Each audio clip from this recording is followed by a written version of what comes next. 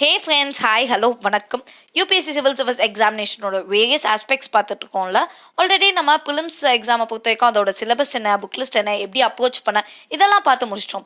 மெயின்ஸை பொறுத்த வரைக்கும் compulsory paper, essay paper, GS 1, 2, 3, 4 இது எல்லாத்தோடைய சிலபஸ் அண்ட் புக் லிஸ்ட் எதை எப்படி அப்ரோச் பண்ண அண்ட் ப்ரீவியஸ் இயரில் என்னென்ன மாதிரியான கொஷின் கேட்டிருக்காங்க, கொஷின் ஆன்சர் புக்லெட் எப்படி இருக்குது எல்லாமே பார்த்து முடிச்சிட்டோம். ஸோ இப்போ நம்ம வந்திருக்கிறது ஜியாகிரஃபி ஆப்ஷனலோட சிலபஸ் டிஸ்கஷன் தான். ஸோ ஆல்ரெடி நம்ம ஒரு மெயின் வீடியோ மேக் பண்ணியிருப்போம். லைக் பேப்பர் 1ல் என்ன மாதிரியான சிலபஸ் இருக்குது, பேப்பர் 2ல் என்ன மாதிரி சிலபஸ் இருக்குது அப்படின்னு சொல்லி ஓவர்வியூ வீடியோ ஒன்று இருக்கும். ஸோ அது பார்க்கல அப்படின்னா அதை பார்த்துங்க. அண்ட் ஜியாகிரஃபி ஆப்ஷனல் பேப்பர் 1 சிலபஸை சாப்டர் வைஸ் நம்ம டிஸ்கஸ் பண்ணி முடிச்சிட்டோம். இப்போ நம்ம வந்திருக்கிறது பேப்பர் 2 சாப்டர் வைஸ் டிஸ்கஷனுக்கு தான்.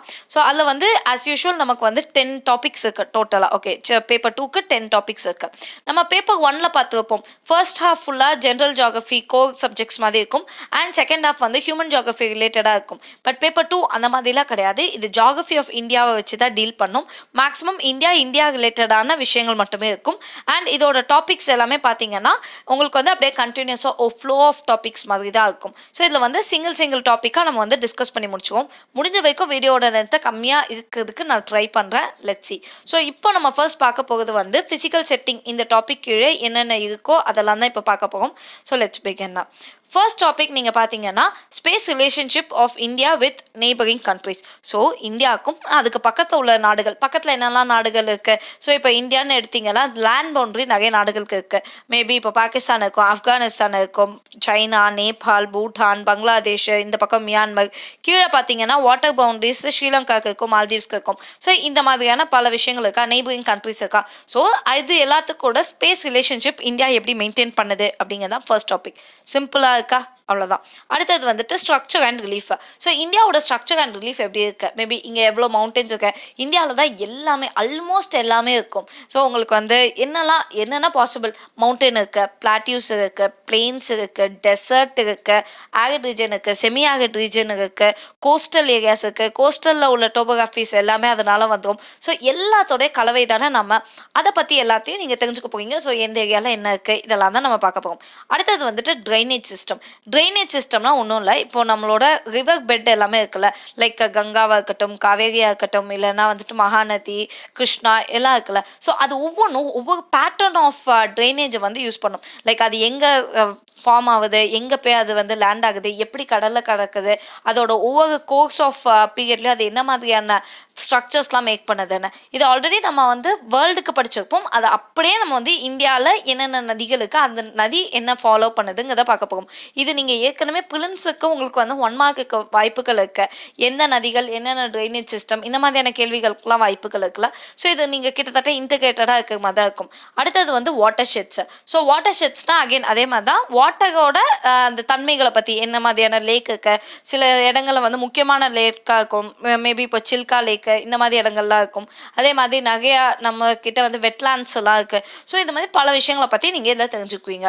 அடுத்தது வந்துட்டு ஃபிசியோகிராஃபிக் ரீஜன்ஸ். ஃபிசியோகிராஃபிக் ரீஜன்ஸ்னா இந்தியா ஃபுல்லாத்தையும் நிறைய ரீஜன்ஸாக உங்களால் வந்துட்டு பேஸ்ட் ஆன் ஜியாகிரஃபி பிரிக்க முடியும். Mountain area, western Ghats, eastern Ghats, இல்லைனா plateau area, Deccan plateau, Malwa plateau, இந்த மாதிரி எக்கச்சக்கமாக பிரிக்க முடியுமா. ஸோ அந்த ரீஜனை வைஸ் வச்சு நீங்கள் வந்து அதை வந்து கொண்டு போக மாதிரி இருக்கும். ஓகே, ஸோ இந்த சோட்டா நாக்பூர் பிளாட்டியூன்னு பார்ப்போம். இல்லைனா பிளெயினில் பார்த்தீங்கன்னா கேஞ்சட்டிக் பிளெயின், இந்த பக்கம் Kaveri delta plain, Mahanadi, Krishna பேசின்ஸ். So இந்த மாதிரி பல விஷயங்கள் பார்த்துட்டே போகலாம். அதை பற்றி தெரிஞ்சுக்க போகும். அடுத்தது வந்துட்டு mechanism of Indian monsoon. Indian monsoon extremely important. ஏன்னா உங்களுக்கு என்ன தெரியும், மான்சூன் இருந்தால் தான் மழை பெய்யும் தெரியும். மற்ற இடங்கள்ல இல்லைனாலும் தமிழ்நாட்டுக்கு வந்து மான்சூன் எவ்வளோ முக்கியம் அப்படிங்கிற விஷயம் உங்களுக்கு தெரியுமா.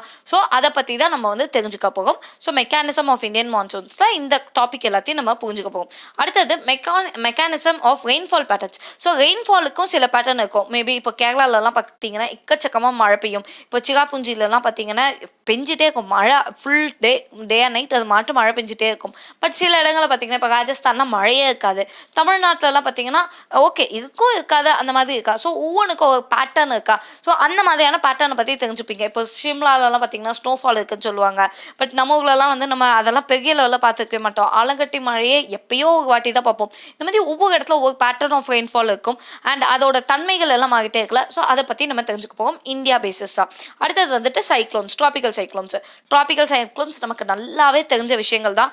ஸோ ஏன் ஃபார்ம் ஆகுது, இந்தியாவில் எங்கெங்கெல்லாம் பாசிபிள் இருக்குது. இப்போது சைக்ளோன் போன் ஏரியான்னு பார்த்தீங்கன்னா ஆப்வியஸ்லி கோஸ்டல் ஏரியா. அதுவும் நமக்கு பார்க்கும்போது இந்த கோஸ்டல் ஏரியா இந்த சைடு குஜராத்லேருந்து வந்து அப்படியே மகாராஷ்டிரா, கோவா, கேரளா, இந்த சைடு வந்து தமிழ்நாடு, ஆந்திர பிரதேஷ், அப்படியே நமக்கு ஒடிஷா, வெஸ்ட் பெங்கால் வரைக்கும் நமக்கு வந்து சைக்ளோன்ஸ் வரதுக்கான வாய்ப்புகள் இருக்குது. ஒவ்வொரு சைக்ளோன் ஒவ்வொரு இம்பாக்ட் எல்லாம் கொடுத்துட்டு போகுது இல்லை. ஸோ அதை பற்றின அண்டர்ஸ்டாண்டிங் இதெல்லாம் உங்களுக்கு எங்கே வரும், ஈவன் கிளைமேட்டாலஜியில் படிச்சிருப்பீங்க.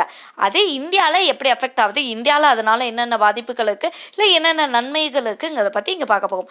அடுத்தது வெஸ்டர்ன் டிஸ்டர்பன்சஸ்னால் லைக் நமக்கு இதே ரெயின்ஃபால் பேட்டர்னில் வெஸ்டர்ன் சைடில் நிறைய விஷயங்கள் நடந்துட்டு இருக்கும். ஸோ அதனால என்னென்ன பாதிப்புகள் இந்தியாவுக்கு இருக்குது, இல்லை என்னென்ன நன்மைகள் இந்தியாவுக்கு இருக்குது, இந்த மாதிரியான விஷயங்கள். அடுத்தது ஃப்ளட்ஸ்னா ஆப்வியஸ்லி என்ன ஆகும், இந்த வருஷம் கேரளா ஃப்ளட் இருந்திருக்கு, 2 இயர்ஸ்க்கு முன்னாடி சென்னை ஃப்ளட்ஸ் வந்துச்சு. இதை தவிர வந்து ஃப்ரீக்வெண்ட்டாக மும்பை எல்லா இடங்களையுமே எல்லா சிட்டியுமே இப்போ ஃப்ளட் வந்துட்டு இருக்கு. சிட்டி இல்லாத இடங்கள்லையும் நிறைய இடங்கள்ல ஃப்ளட்ஸ் வந்து அஃபெக்ட் ஆகிட்டு இருக்கு. ஸோ அப்போது அந்த ஃப்ளட்ஸை பற்றி தெரிஞ்சுக்க வேண்டியது முக்கியமாக இந்தியா பேசிஸில் தெரிஞ்சுக்கணும். ஸோ இந்த இடத்துல கரண்ட் அஃபேர்ஸும் உங்களுக்கு லிங்க் ஆகலாம்.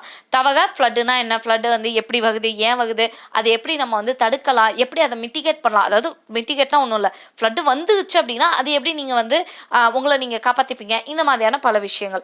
அடுத்தது வந்துட்டு ட்ராட்ஸும் ஃப்ளட்டும் கிட்டத்தட்ட இதுதான், லைக் ஆப்போசிட்டான விஷயங்கள். ஓகே, ஸோ எக்ஸஸாக தண்ணி வந்து மக்கள் ரொம்ப கஷ்டப்பட்டா ஃப்ளட்டு, இல்லை சுத்தமாக தண்ணியே இல்லாமல் ஒன்றுமே பண்ண முடியாத ஒரு நிலைமைக்கு போனால் ட்ராட்.